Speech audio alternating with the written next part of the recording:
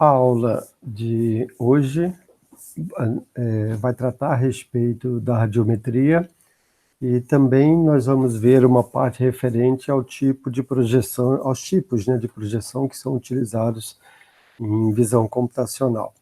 A radiometria refere-se à quantidade de luz que chega nas imagens. O que a gente quer mostrar aqui para vocês é que essa quantidade de luz ela varia de acordo com o ponto, de acordo com o pixel, né?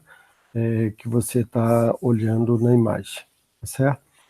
Então, para começar a falar de radiometria, vamos dos princípios básicos da luz. A gente sabe que a luz que bate numa superfície, se essa superfície for opaca, significa ela não é um copo, né? Não é algo feito de vidro, não é transparente.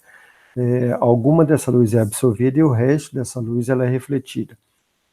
Além disso, a luz que vem direto da fonte, né, ela também é a luz que vai ser imagiada, no final das contas. É a luz que vai chegar ao sensor que está lá no CCD da câmera. Então, para entender direito como é que esse processo ocorre, seria necessário modelar a reflexão, que não é algo tão simples. A reflexão, na verdade, varia, né, de acordo com o material, e dependendo do objeto, da cena que a gente estiver tratando, obviamente a estrutura, a superfície dele, né, a estrutura do material que ele é feito, é que vai definir aí os detalhes do tipo de reflexão que ele pode ter aí. Então, as reflexões, nesse caso, vão produzir desde reflexão especular, né, ou seja, seria o caso de um espelho, a superfície superlisa, né, até reflexão difusa. Reflexão difusa ocorre, por exemplo, quando você está olhando para uma superfície como uma parede pintada com tinta fosca, onde a luz ela bate, alguma luz é absorvida e o que é refletido ele se espalha igualmente em todas as direções. Então, por isso que a gente diz que a luz, nesse caso, a reflexão é difusa, né? Okay? Legal, então, espelho ou difuso. Para modelar, então, a quantidade de luz que vai chegar lá no CCD, que é o que a gente está interessado, né? A gente precisa entender um pouquinho esse processo de reflexão. Tá? No fundo, modelando quanta luz que é refletida pela superfície dos objetos e modelando quanta luz realmente chega no plano imagem é o que interessa para a gente. A luz que chega no plano imagem, claro, ela é proporcional à luz que está sendo refletida pela superfície nos objetos, mas ela pode variar, por exemplo, de acordo com a posição que a gente está dentro da matriz CCD. De fato, né, ela é menor nas bordas, como a gente vai ver ao longo desta aula. Okay? Então, para entender bem esse conceito, vamos iniciar pelo conceito de ângulo sólido, que nada mais é do que o ângulo cônico definido a partir do centro de uma esfera pela razão entre a área da calota esférica, né, e o quadrado do raio da esfera. Então, na prática, se eu pegar uma esfera como essa que está aqui do lado direito do vídeo, para mim, pelo menos, né, pegar um círculo, né, na calota esfera, determinar a área desse círculo. Veja que o círculo, ele nesse caso, está perpendicular ao raio, né, que sai do centro da esfera e vem em direção ao centro desse círculo. Se eu pegar a área do círculo e dividir pelo raio ao quadrado, levar o raio ao quadrado e fizer a divisão de um pelo outro, eu tenho a medida em ângulo sólido. Veja que isso não é nada mais do que a extensão do conceito de ângulo, que é um conceito no círculo em si, né, para uma esfera, certo? Na verdade, o que a gente está tentando fazer aqui é determinar como se fosse um ângulo 2D, né? O ângulo para a gente, tipicamente, ele é 1D, ele é no círculo, né? E a gente quer estender esse conceito para uma calota esférica, tá certo? Veja que se o círculo não estiver perpendicular ao raio, como é o caso aqui mostrado nessa figura, em duas situações isso pode ocorrer, tanto aqui na saída, né, quando a luz sai do objeto, esse objeto não está perpendicular ao raio que está saindo nessa direção, eu teria então que levar desentortar a superfície, como diz o outro, né? Na verdade, então, quando eu considerar aí uma área, ela vai ser, e tornar ela perpendicular, levar ela para o círculo, ela vai ser diminuída. Como é que eu faço isso? Simplesmente achando o cosseno, calculando, né, o cosseno do ângulo que sai aí do centro, considerado, se eu estiver na calota esférica, né, do ponto central aí que seguiria adiante, e o ponto do centro da superfície considerado normal a superfície, né? Tá? Então, esse ângulo θ aí, quando eu pego o cosseno dele e multiplico pela área, eu vou obter a área diminuída. Então, por isso é que entra o cosseno aqui na equação do ângulo sólido, para poder refletir o círculo exatamente na calota, né? Pegar a área perpendicular ao raio. Tem que ser perpendicular. Tá? A medida que a gente denomina, que é dada para isso aí, é chamada de esterradiano, ou esferradiano. Às vezes as pessoas também chamam de esferradiano. Tá? Vocês provavelmente vão ouvir os dois aí na literatura. Tá? Então, simplesmente para nós, dW é igual a dA cosseno θ sobre raio ao quadrado, onde dA é, na verdade, a medida da área aí do círculo na calota esférica. Ok? Não, desculpa, é a medida do círculo na superfície, né? O cosseno θ é justamente para levar para a calota esférica. Legal. A intensidade radiante, ela é definida como sendo a razão, né, de uma da luz, né, que está indo em uma certa direção. Obviamente essa luz ela vai aí, você não consegue calcular ela ao longo de um raio, senão seria um fóton, né? Na verdade, ela é calculada ao longo de um cone, né, de direções. Você consegue medir ela num conezinho pequenininho, né? Por isso é que a gente tem que diferenciar e utilizar aí o conceito de ângulo sólido também. Então, quando eu tenho dφ dw, dw é o ângulo sólido, dφ é a unidade de potência, quantidade de luz, né? Ok? Você tem, então, o que a gente chama de intensidade radiante. Essa é a razão entre os dois. A intensidade radiante ela é medida em watt por esterradiano, né? Ou watt por esferradiano, como queira, certo? Quando a gente tem intensidade radiante derivada duas vezes, significa se eu tiver a quantidade de luz que sai, né, por unidade de ângulo sólido, e isso saindo também de uma unidade pequenininha de área, ou seja, por unidade de área saindo de uma cena, aí eu tenho o que a gente chama de radiância. Então a radiância não é nada mais do que derivada duas vezes da luz, né? No caso, da quantidade de luz que está saindo, uma vez pelo ângulo sólido e a outra vez pela superfície que eu estou considerando lá no meu PET da cena considerado, tá certo? Veja, então aqui entra aí de novo o conceito lá do ângulo θ, né, para poder pegar essa unidade de área e colocar perpendicular ao raio pelo qual está saindo a quantidade de luz considerada. Então, ou seja, dφ dw, dφ dA cosseno θ, né, vai te dar derivada duas vezes de φ, a primeira em relação a dA, cosseno θ, e a segunda em relação a dW. Isso aí, por definição, é o que a gente chama de radiância, tá certo? E a radiância ela é medida em watt por esterradiano por metro ao quadrado. Então, o que sai da cena de um PETzinho pequeno na cena é o que a gente chama, então, de radiância. Obviamente, o que chega na imagem é diferente disso. Primeiro que na imagem vai chegar por unidade de área que eu chamo de pixel, né? Eu tenho um quadradinho que é um pixel, a potência da luz, né? A quantidade de luz está chegando lá nesse pixel é o que a gente chama de irradiância. Nesse caso não tem o dW lá, né? Considerado aqui na radiância. É só a quantidade de luz por unidade de área. É watt por metro quadrado, só isso.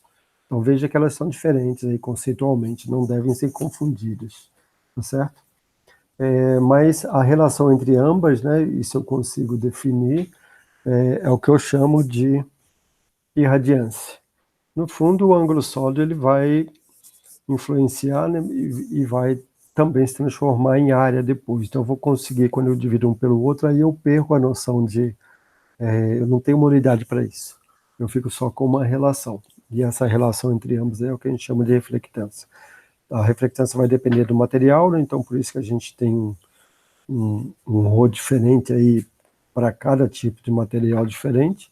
Essa letra π aqui é justamente para refletir aí as perdas ocorridas, dependendo do material que eu estou considerando a reflexão. Alguns absorvem mais luz do que outros, na verdade, né? Vão refletir menos luz do que outros. Ok? Legal. Se vocês se lembram lá dos modelos de reflexão usados na literatura, a gente está tentando aproximar aqui, a gente está trabalhando com o modelo mais simples, que é o modelo lambertiano, né? No modelo lambertiano a gente tem aí desde a reflexão difusa até a reflexão especular. A reflexão especular é tranquilo, porque o espelho ele vai refletir na direção do raio refletido, né? O raio refletido, você tendo o raio de entrada, dá para calcular ele usando a normal, isso é tranquilo. Uma regrinha de produto multiplicação por produto escalar aí e consegue resolver isso, né? Mas quando a gente fala do outro modelo, né, que é o modelo difuso, que também é considerado aqui, aí sim, a luz que, no modelo difuso, a luz que chega na superfície, alguma luz é absorvida, dependendo do tipo de material e depende também da direção que está sendo iluminado. Se eu estiver iluminando exatamente na direção normal a essa superfície, obviamente eu vou ter o máximo de luz, mas se eu estiver iluminando numa direção que não seja a direção normal, eu vou ter menos luz. Mas o que importa aqui no modelo lambertiano é que essa luz que está sendo refletida, ela é refletida igualmente em todas as direções. Você não tem uma variabilidade como na parte especular, né? Tá? Em computação gráfica até tem uma separação desses modelos, mas a gente só precisa considerar aqui reflexão difusa, que é onde se aplica, né, as nossas leis aqui da visão computacional. A gente vai trabalhar com, na maioria das vezes, né, com superfície lambertiana, tá certo? Legal, e a gente tem até inclusive lá da computação gráfica essa equaçãozinha aqui, né, para representar, só mapeando para cá, para a visão, né, computacional, o KD aqui seria um número, né, associado com a quantidade de luz que é refletida. Ele não é o fator albedo, mas pode-se entendê-lo, né, como sendo o fator albedo. Veja que ele está multiplicando a quantidade de luz que chega, né, e aqui está o cosseno do ângulo entre a normal e o vetor que vai para a fonte de luz, né, que sai da superfície e vai para a fonte de luz. Ou seja, isso aqui está refletindo o cosseno θ. Então, a quantidade de luz ela é proporcional aqui no modelo de Lambert somente ao θ, né, que é o ângulo que chega. Obviamente, tem também uma absorção devido ao tipo de material que a gente está considerando, tá certo? Legal. Então, para jogar isso numa equação em que representaria a reflexão lambertiana, se a gente entender que I aí está incorporando, né, é um vetor, né, que está com as três direções x, y, z, e ele está incorporando a quantidade de luz também nesse vetor. Quando eu fizer I transposto N, ou seja, I escalar N, né, na verdade eu estou transportando aqui para a visão essa equação aqui, que é normalmente utilizada lá em computação gráfica. Tá?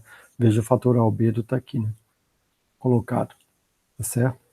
E a luz, né, que estava separada aqui, ela já foi inserida lá dentro também do produto. Tá? Então aqui o ρ, né, é o fator albedo, o N é a normal superfície, e o I é a quantidade de luz, né, e a direção da luz. Tá tudo embutido aqui dentro do I, certo?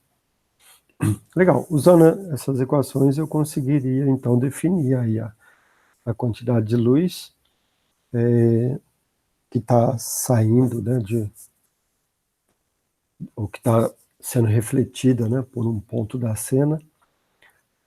Só vamos relembrar então, né, o que a gente viu mais ou menos. A gente viu o conceito de ângulo sólido, que é medida esterradiana, né? A gente acabou de ver que a luz ela é medida ela é potência, né, na verdade. Ela é medida em joules por segundo, que se transforma, que é watt, né? Tá? Alguns entendem ela, se eu não tiver num cone de direção como a gente está, a gente entende que ela é fótons por segundo, né? Mas para nós aqui ela é a radiância integrada a partir de todas as direções que vem de uma área pequenininha lá na cena. Então veja que eu tenho que ter o conceito de ângulo sólido aí ao contrário, saindo da imagem e indo para a cena também. Estou considerando o petzinho pequeno lá na cena, né, como eu mostrei para vocês. E a irradiância, não, a irradiância chega na imagem, mas num quadradinho.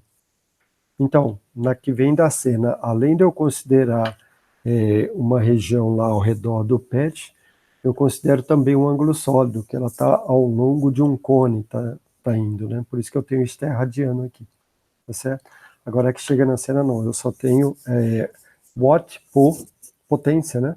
No caso, por metro quadrado, tá? Então, lembrar que elas são diferentes, mas a divisão entre as duas é multiplicando aí por algum fator é que dá o quanto uma superfície reflete, né? Vai dizer o quanto aquela superfície reflete mais ou menos, tá certo? Isso é reflectância. O que a gente quer fazer a partir de agora é ligar, então, a quantidade de luz que é refletida, que sai lá da cena, né? E a quantidade de luz que chega na imagem. E existe uma equação que nos fornece a partir de L, então, se eu tiver L, eu consigo, usando essa equação, para ver a quantidade de luz que chega dentro de uma câmera, lá no CCD, e é justamente esse o problema que a gente vai tratar a partir de agora. Ou seja, dado o modelo de lente fina que a gente já viu, encontrar qual é a relação entre, dado o L, encontrar quem é, quanto eu tenho de E, né? Obviamente isso vai variar dependendo do ponto que eu estiver considerando na imagem, né? Se eu estiver no centro da imagem, eu vou ter um E, se eu estiver fora da imagem, fora do centro, né, eu vou ter um outro valor para E. É isso que a gente quer dizer. E essa equação justamente nos dá essa variabilidade. Tá? Para isso, vamos voltar, ver de novo o conceito de ângulo sólido, mas vamos dar nome aqui às variáveis para a gente ficar com uma equação normatizada para que a gente possa utilizar em todos os cálculos depois. Relembrando, né, o ângulo sólido, se eu estiver considerando uma porção pequenininha, né, um cone pequenininho, que a gente vai chamar de DW, ele é dado pela área considerada. Então, no caso aqui, por exemplo, eu tenho uma área que ela não está perpendicular ao raio em questão, né, que é levado em consideração no cálculo do ângulo sólido. E aí, para levar essa área perpendicular ao raio, a gente tem que multiplicar pelo cosseno desse ângulo QC aqui. Eu coloquei do lado de baixo, mas o QC pode estar do outro lado aqui também, né? Seria o raio que sai daqui do centro do PET considerado, seja na superfície, seja na imagem, né? Perpendicular ao PET, e o raio considerado na esfera para poder levar para ângulo sólido. Tá? Então, quando eu diminuo essa área, na verdade, multiplicar pelo cosseno desse ângulo, eu tenho a área na calota esfera, que é isso aqui. dA cosseno φ sobre o raio ao quadrado, então é a medida de ângulo sólido, e ela vai ser a mesma em qualquer posição que eu tiver aqui dentro desse cone, né? Aqui ou lá, ou mesmo lá onde eu levei ela, né, na calota esférica. Tá? Ela não vai mudar. Legal. Para entender, então, o que é a irradiância da imagem, é tranquilo. Ela é a potência da luz, né, dividido pela área. Só isso. Então, se eu tiver ΔP, que é a potência da luz que está chegando aqui, né, e como é que eu vou encontrar ΔP? Vou encontrar ΔP usando o que está saindo da cena. Tá certo? Aqui eu vou colocar o L. Então, se eu pegar ΔP e dividir por ΔI, eu tenho a irradiância da imagem. Mas o que é ΔP? Para entender o que é o ΔP, vamos só dar uma revisada aqui nessa figura. Veja que eu tenho pelo menos 3 ângulos sólidos aqui, né? Eu tenho um aqui, ó, que sai do centro da lente e vai para a imagem, que eu posso chamar ele de delta ômega I aqui, né? Tá certo? Apesar de que aqui é quadradinho na imagem, mas antes de chegar lá eu posso entender que isso aqui é um ângulo sólido, tá certo? Esse ângulo sólido delta ômega I, ele é o mesmo que eu tenho do lado de cá, que a gente chamou de delta ômega O aqui. Para calcular delta ômega O e delta ômega I, tá certo? Delta ômega O, eu tenho que considerar alfa, né? Que é esse ângulo aqui. E delta ômega I também eu tenho que considerar alfa. Né? Porque essa área, quando eu desentortar, delta ômega I vai ser o quê? Essa área aqui dividido pelo raio. O raio aqui é a distância do ponto central aqui do pixel, digamos assim, né, até o centro da lente. Essa distância aqui, ela é f dividido pelo cosseno de alfa, né? E quando eu for desentortar essa área aqui, para tornar ela perpendicular a esse raio que sai de lá e vem para cá, da mesma maneira eu vou ter que usar alfa. Esse ângulo de baixo aqui, né? Que é o mesmo ângulo de cima, eles são iguais. E do outro lado, similarmente, né? Quando eu for encontrar isso, a área não, a área desse aqui realmente é a delta O, não. Do outro lado, delta ômega O, eu vou usar delta O e o ângulo entre essa normal que sai do PET na superfície, perpendicular a ela, né? E o raio que sai daqui para o centro de projeção, para o centro da lente. Né? Então, daqui eu vou ter que considerar o ângulo θ para calcular delta ômega O. Para calcular o delta ômega, que é o ângulo sólido, eu tenho mais um, né? Eu falei que é subentendido pela lente. Aí sim eu vou considerar de novo aqui o alfa, né? E, e a área da lente. Tá? Bom, mas vamos lá ver melhor essas variáveis. A gente, basicamente, isso aqui é a primeira equação que a gente derivou, né? Eu tenho aí a irradiância da imagem dado como a potência dividido por ΔI, que é a área aqui na imagem, a área do pixel, né? Tá certo. Para encontrar quem é o ΔP, aí sim, a gente define ΔO como sendo a área do retalho ao redor de P aqui, né? Veja que na cena eu tenho que considerar uma areazinha pequena. Eu nunca vou conseguir definir a radiância no ponto. Eu sempre vou ter uma regiãozinha pequena ao redor. Então, sendo ΔO a área desse retalhozinho pequeno ao redor de P, L, a luminância que sai daqui desse ponto, né, em direção a toda a lente. Então, L é essa, está sendo ao longo desse ângulo sólido aqui, né, definido pela lente. Veja que eu vou ter que desentortar a lente também para ficar perpendicular a esse raio que sai daqui para lá, né? Por isso que eu tenho que usar o ângulo alfa depois. Aí delta ômega, sendo o ângulo sólido subentendido pela lente, aí, assim, a gente consegue definir, então, o que é ΔP. ΔP é simplesmente dado por ΔO, pela área do retalho, né?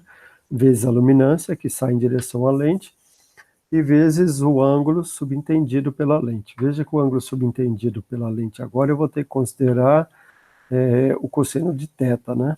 Para poder determinar aqui, não é delta ômega O, é delta O, delta ômega que eu estou considerando aqui. Delta ômega, cosseno θ, eu vou ter essa área da lente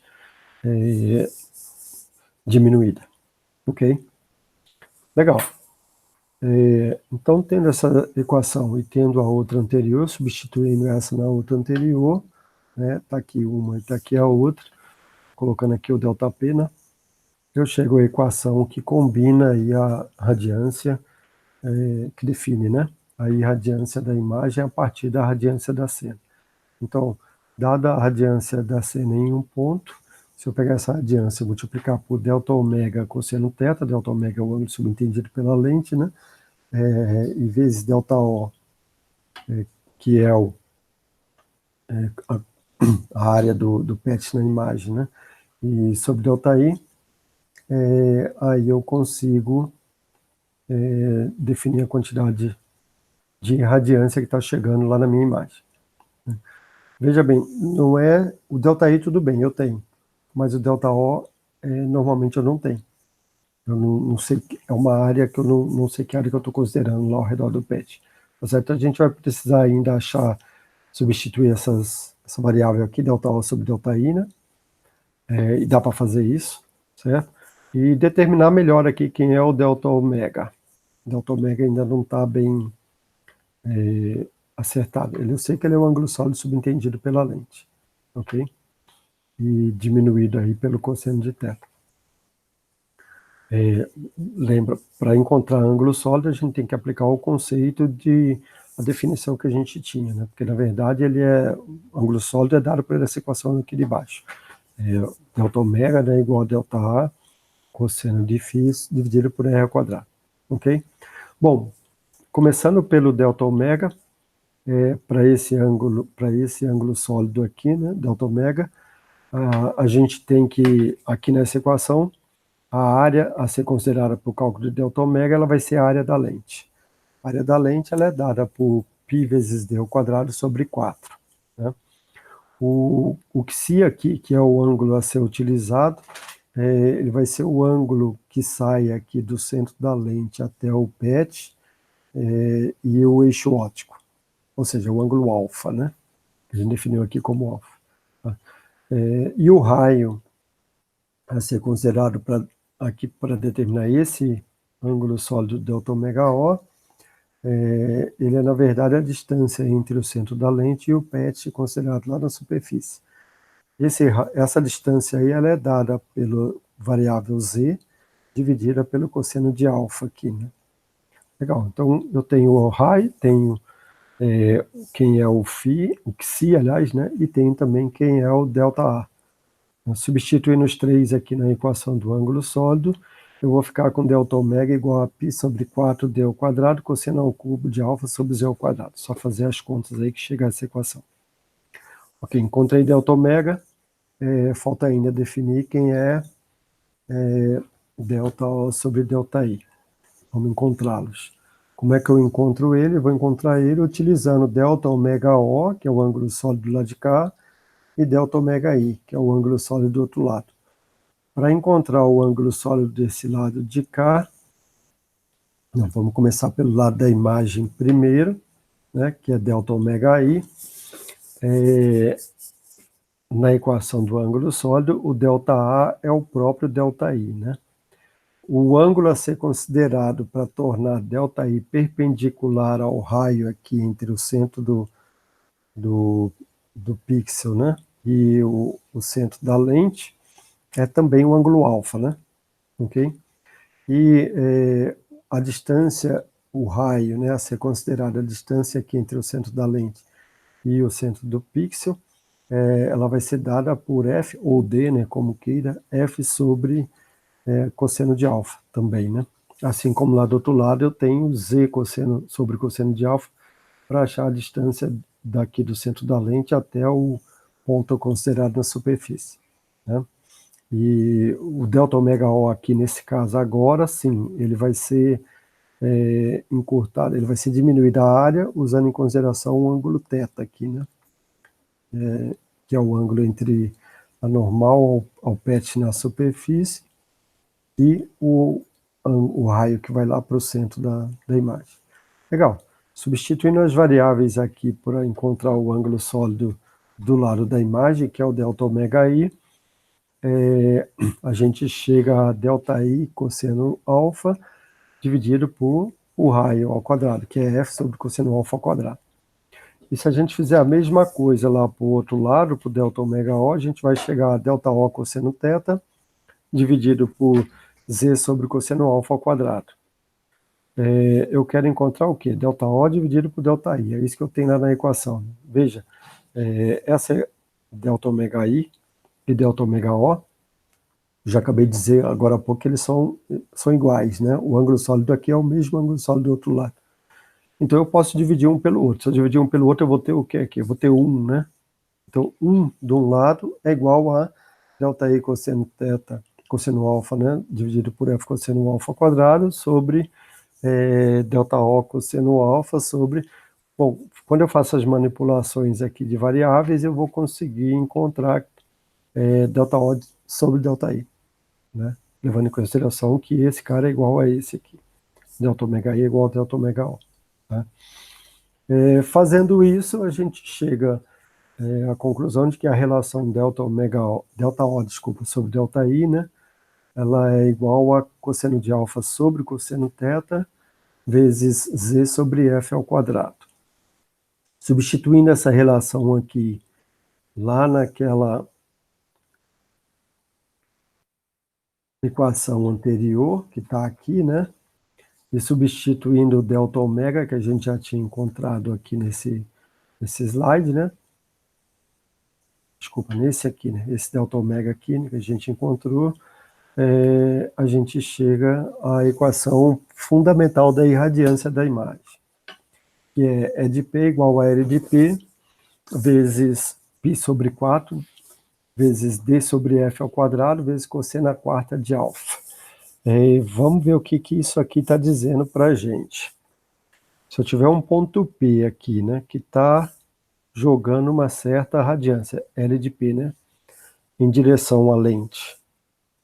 E, obviamente, essa lente ela vai cuidar para que os raios que atravessam ela cheguem justamente aqui no pixel P do outro lado, né, que então vai ser captado pela imagem, pelo CCD, né? O CCD vai transformar em voltagem e capturar isso aqui. Então, se eu tiver um ponto P em cima aqui do eixo óptico, o que aconteceria com o ângulo alfa? O ângulo alfa seria 0. Então, nessa hora, o ângulo alfa sendo 0, cosseno à quarta de alfa vai ser 1, né? Cosseno de 0 é 0, cosseno de 0 à quarta é 1, ok? Ou seja, significa que toda a radiância que está saindo de P iria ser só multiplicada por π sobre 4 vezes d sobre f ao quadrado, né? Chegando lá na imagem. O D e o F são de construção da câmera, né? Então, a quantidade de luz que vai estar sendo percebida, nesse caso estaria em cima desse ponto aqui, né? Se o ponto P estivesse aqui desse lado, em cima, a luz estaria sendo jogada totalmente aqui. Essa quantidade de luz iria desconsiderar esse ângulo aqui, né? Aí, se eu pegar esse ponto P e afastar ele do eixo óptico, levar ele para lá, eu vou estar aumentando o ângulo alfa, lá do outro lado, né? O ângulo alfa aumenta aqui e aumenta do outro lado também. Significa que o quê? Eu estaria elevando um número que é menor do que 1 à quarta potência. Eu vou estar tornando ele bem menor ainda, né? Multiplicando ele 4 vezes por ele mesmo, vou estar diminuindo mais ele. Ou seja, então isso aqui seria um número menor do que 1, que estaria atenuando a quantidade de luz, né? Então, isso aqui está mostrando para a gente que se a luz estiver vindo diretamente do eixo, ela é o máximo possível. E a luz que vem de pontos fora do eixo óptico aqui, que vai refletir na periferia da imagem, né? Ela é menor. A quantidade de luz chegando é menor. Por construção, né? Tá certo? Então, assim, usando essa equação aqui, dá para corrigir esse problema. Normalmente, os CCDs não tratam esse problema, isso deve ser tratado depois via software, né? Você não trata isso no hardware. Então, antes de iniciar os trabalhos com as câmeras de vocês, tem que fazer uma verificação. Algumas funções de aquisição de imagem, aí, elas já tratam esse problema, mas a maioria não trata esse problema, então ele deve ser tratado, tá certo? Ou seja, lembrar que a potência da luz aí, ela está diminuindo mesmo que a quarta potência do ângulo alfa, ok? Esse é o recado que está sendo dado aqui nessas consequências, né? O que acontece é que, normalmente, a gente não percebe isso. Se você está olhando uma imagem tirada por um celular, por exemplo, a própria diferença aí do gradiente da imagem, ela faz você pensar que ela não deixa você perceber aquilo como uma diferença da luz do processo, como problema do processo de captura, né? Às vezes você entende que aquilo é da própria imagem, é da própria cena mesmo, está daquele jeito. Na verdade, essa diferença era tão pequena, né? Principalmente quando você tem aberturas menores, que você acaba negligenciando, né? Mas se você tem o número FD grande, significa que você vai ter um ângulo de abertura maior, né? Tá certo? Quando você tem esse razão de F sobre D aí maior, você pode ter problemas de iluminação na imagem. E aí tem que corrigir isso, ok? Esse número F dele vai influenciar exatamente no ângulo FOV, né? No campo de vista, ok? Então eu acho que vocês conseguiram entender aí a equação de radiometria, né? Que deve ser utilizada antes de utilizar qualquer câmera, você deve verificar se esse tipo de distorção, né, a gente chama de distorção radiométrica, né, distorção devido à radiometria, aliás, desculpe. Distorção radiométrica é outra coisa que a gente vai ver no futuro aí, se ela tem ou não tem esse tipo de distorção, ok? Legal. Passar essa parte da radiometria aí,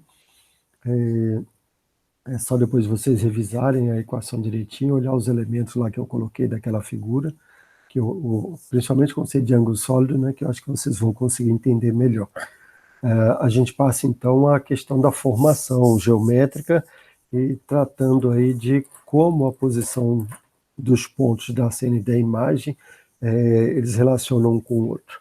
Então, para isso a gente precisa entender os modelos de projeção que a gente utiliza aqui em visão computacional. Basicamente a gente utiliza 3 modelos. O primeiro é o mais simples, que é a projeção ortogonal, que a gente chama, né? O segundo a gente chama de câmera de projeção perspectiva. E o terceiro também a gente pode formular um modelo que a gente denomina de fraca perspectiva, que eu vou explicar no final para vocês como é que é esse modelo, ok? Bom, basicamente, antes de entrar propriamente em qualquer um deles, isso aqui vale para os 3, apesar de que está o modelo perspectiva aqui, né? O que a gente faz aqui em visão, ao invés de considerar que o plano de projeção está do outro lado em relação ao mundo, né, do outro lado do foco, como ocorre fisicamente na câmera. Na câmera, a projeção normalmente vai ficar lá do outro lado, né, que é o CCD que está aqui, e aqui é a abertura da lente. Vai ter um sistema de lente, depois é que ele vai para o CCD, né? O que a gente pode fazer aqui é simplesmente pegar esse plano e rebater ele para o outro lado. Colocar como está aqui na figura de baixo, né? Quando a gente faz isso, a gente fica com a imagem real, deixa de ter uma imagem imaginária, né, como uma imagem virtual, como tinha lá no outro caso. A gente fica com a imagem do lado real também, e só tem que cuidar aí para vocês validarem os sistema de referência, né, XYZ aí do mundo, veja, X está para a esquerda, Y para cima, o Z para frente, compatibilizar isso com o que vocês vão ter lá na imagem, né. Se a sua origem na imagem está desse lado aqui, por exemplo, 00 embaixo, às vezes OpenGL, por exemplo, utiliza 00 aqui embaixo, né? Mas em OpenCV, o 00 da imagem está aqui em cima, né? Do lado esquerdo da imagem superior, tá? Só tem que compatibilizar aí para ter pixels, né? Em Y crescer para baixo, para a esquerda. Então tem que compatibilizar o sistema de imagem com o sistema de câmera para que você consiga, né, estabelecer já uma relação mais direta, tá? Se a gente fosse considerar um modelo mais formal, no modelo invertido, as equações de perspectiva seriam essas. A gente vai entrar em detalhe nessas equações logo em seguida. E no modelo virtual, eu teria que considerar um negativo aí ao contrário, né, para poder trabalhar isso. Ok? Mas vamos considerar nesse nosso modelo ideal aqui, né, onde eu tenho simplesmente o plano rebatido para o lado de cá.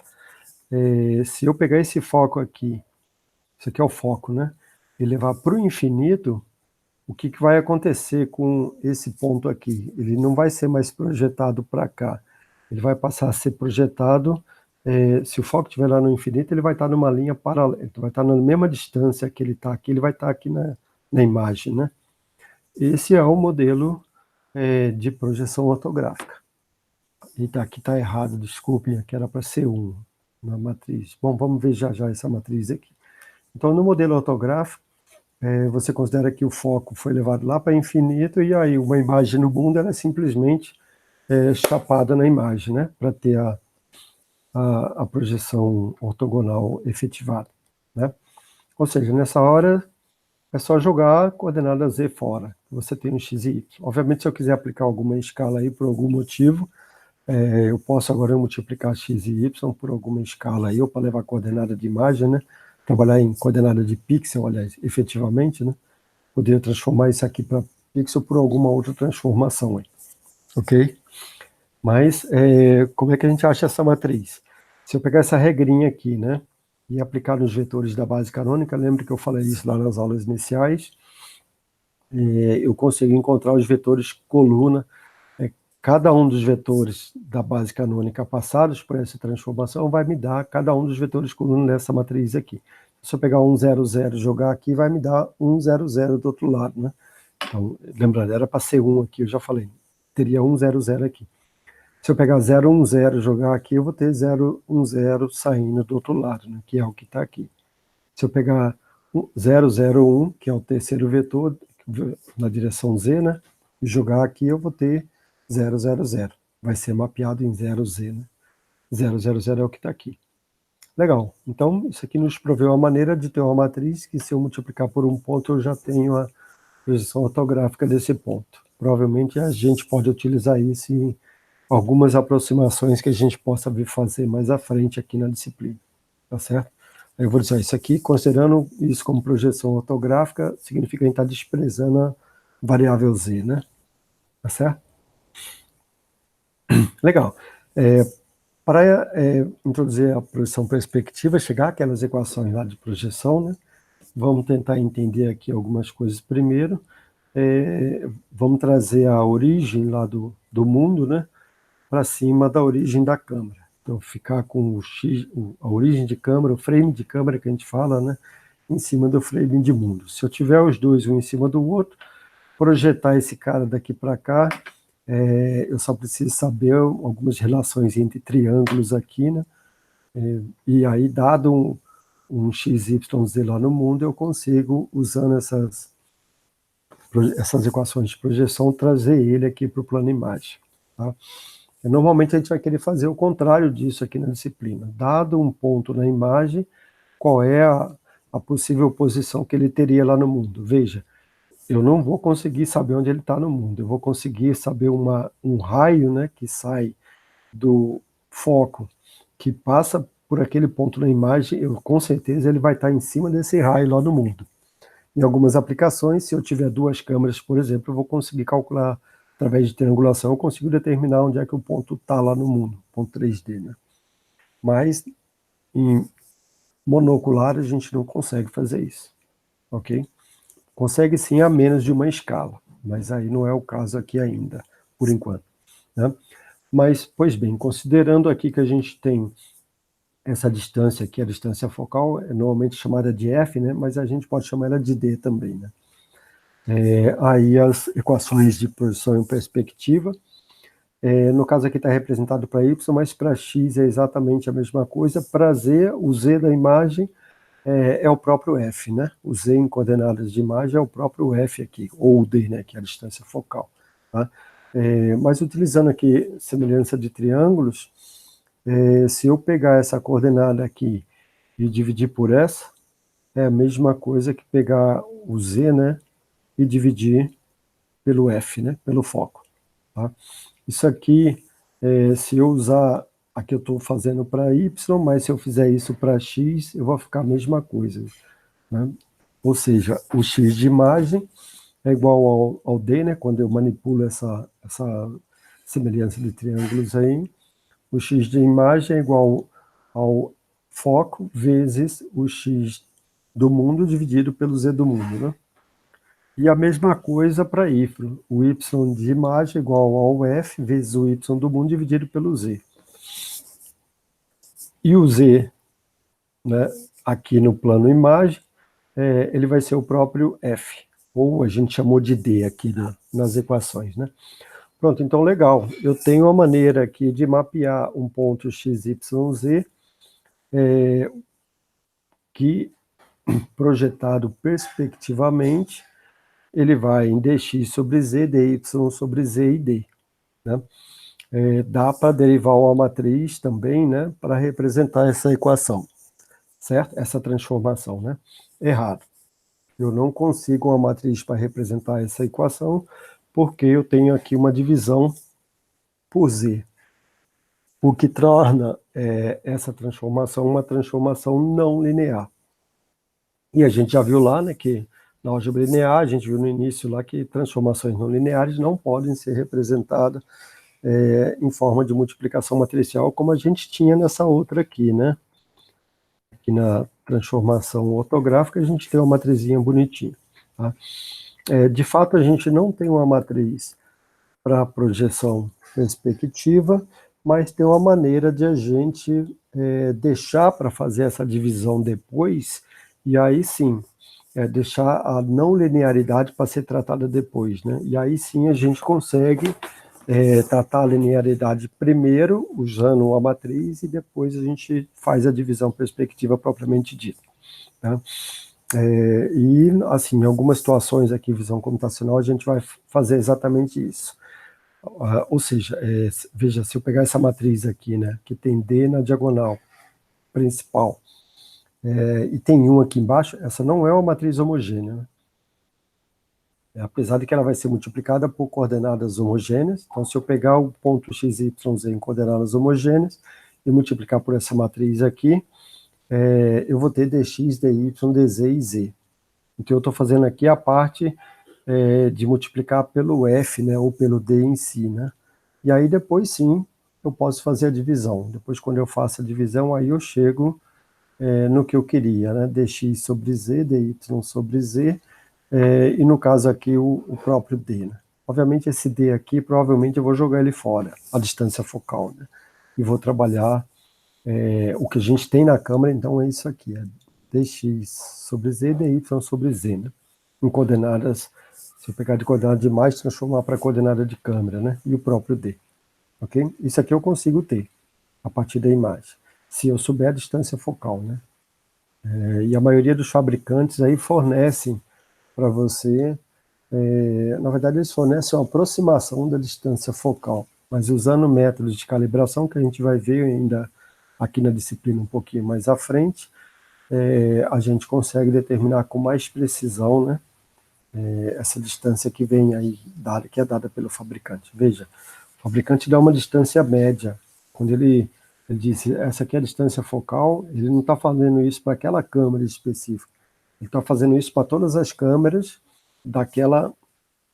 daquele tipo que ele produziu, né? Ele espera que de um lote para o outro não vai ter muita diferença, mas às vezes tem uma diferença. E aí esse D aqui ele pode ser realmente determinado aí de uma maneira mais precisa usando calibração. Okay? A gente vai ver ainda isso em aulas futuras, né? Mas assim, só para vocês entenderem que isso aqui é chamado de matriz de projeção perspectiva, né? Lembrando que a parte da divisão em si ela é feita depois, tá certo? Porque, no caso, é uma transformação não linear, né? Legal. Uma maneira de a gente levar essa projeção perspectiva próxima daquela outra que a gente chamou de transformação ortográfica, e aí ter uma matriz, não precisar daquela divisão, né? Depois no final, entender, quer dizer, entender não, só em aplicações, ocorrem aplicações onde a distância da câmera da cena, ela é grande, ela não precisa ser tão grande quanto na projeção ortogonal, que você joga o foco lá no infinito, né? Mas ela é grande, essa distância. Então, assim, se você tiver a cena quase num plano, né? E todos os pontos, a distância entre um ponto e o outro aqui na cena, ela não for muito grande em comparação com a distância entre o ponto médio, né? Pega todos os pontos da cena, acha o ponto médio, soma todo mundo, divide por n, você vai achar o ponto médio. As coordenadas de todos os pontos, soma todas elas, divide e acha o ponto médio. Se você fizer isso, e pegar a distância desse ponto médio até a câmera, e essa distância for bem grande, né, em comparação com as diferenças de distância maior que você tem entre um ponto e o outro da cena, aí nessa hora você pode entender que o z, né, a coordenada z, ela pode ser a mesma para todos os pontos. Não vai ter muita diferença nos seus cálculos, uma vez que essa razão aqui, né, ela é bem pequenininha. Então, se essa razão for menor do que z' sobre 20, por exemplo, z' é a distância máxima entre os pontos da cena. Se eu pegar esse z' e a distância média dividir dele menor do que essa razão aqui, então aí nessa hora eu posso usar a perspectiva fraca, né? Então veja bem, a câmera está bem longe da cena nessa hora, tá certo? Não precisa ser tão longe, mas o importante é que os pontos da cena estejam quase num plano, né? Ou a diferença de profundidade entre eles não seja muito grande. Se for pequena a ponto dessa equação aqui de baixo ser obedecida, então nessa hora você pode utilizar esse tipo de modelo aqui, que a gente chama de perspectiva fraca. O que está ocorrendo aqui? A gente simplesmente está pegando o z, né, que estava dividindo, como ele está dividindo todo mundo, eu posso entender que ele está aqui embaixo do f. E aí ele passa a ser um fator que está multiplicando todo mundo, né? Ele tanto multiplica o x como o y. Ele está multiplicando, você já pode jogar ele direto aqui nessa multiplicação, né? Você pode incorporar ele aqui no D, ó. Só incorporar ele aqui e está tudo certo. Okay? Legal, esse é o modelo de perspectiva fraca. A gente poderia ainda considerar outras coisas aqui no nosso processo de aquisição, né? A quantidade de luz que está chegando, às vezes eu teria que modelar a refração também, né? Se eu tiver um copo na minha cena, obviamente esse copo vai influenciar na luz que está chegando na minha cena. Aí nessa hora eu teria que considerar a refração. Para considerar a refração, a gente teria que ir lá na física, né, de novo com F maiúsculo, e considerar lá aquelas equações de refração. Eu não vou entrar nos detalhes, só para vocês saberem que se for tratar um modelo mais realista, né, onde você tem objetos desse tipo transparentes, isso teria que ser considerado nas equações lá, ok? Mas ainda, ele poderia considerar a difração também, né? A difração acho que todo mundo já estudou de uma maneira ou outra, e é entender que a luz ela é entorta, né? Quando você chega está próxima dos cantos. Então, por exemplo, se eu tiver uma janela, né, a quantidade de luz que eu estou percebendo aqui dentro da janela, ela vai ser influenciada pelo canto da janela, né, nas duas bordas aí da minha janela. Ok? Seria a mesma coisa lá do trem passando que você tem com o som, né, quando você escuta aquele som de uma vez quando o trem chega perto, né, e passa, às vezes você... É o mesmo efeito. A gente teria ainda que considerar outras coisas. Por exemplo, se eu tiver um prisma, aí a gente sabe que a luz, quando bate num prisma, que ela sai do outro lado, se eu tiver mais de uma componente, mais de um lambda, né? Dependendo do lambda da luz que está entrando, ela vai sair com um ângulo diferente do outro lado, em direções diferentes, né? Isso é o efeito aí da dispersão, ele pode ser notado melhor aqui, né? Vê que a luz vermelha está de um lado e a luz azul, a luz que entra é branca, né? E ela é quebrada, ela é espalhada, né? Dependendo da... Tá?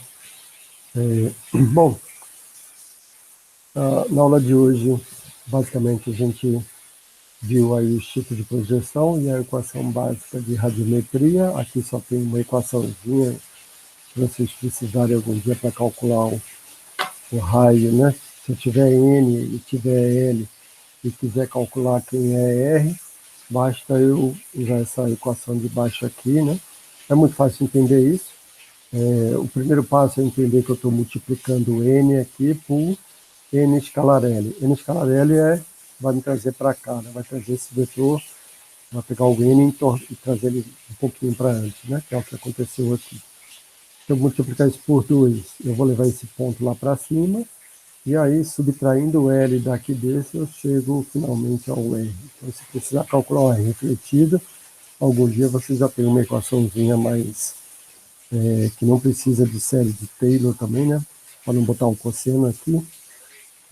Basta apenas que vocês tenham os vetores L, vetor N e pronto. Ok? Beleza. A aula de hoje é isso. A gente fica por aqui e volta na próxima aula. Muito obrigado a todos aí pela audiência.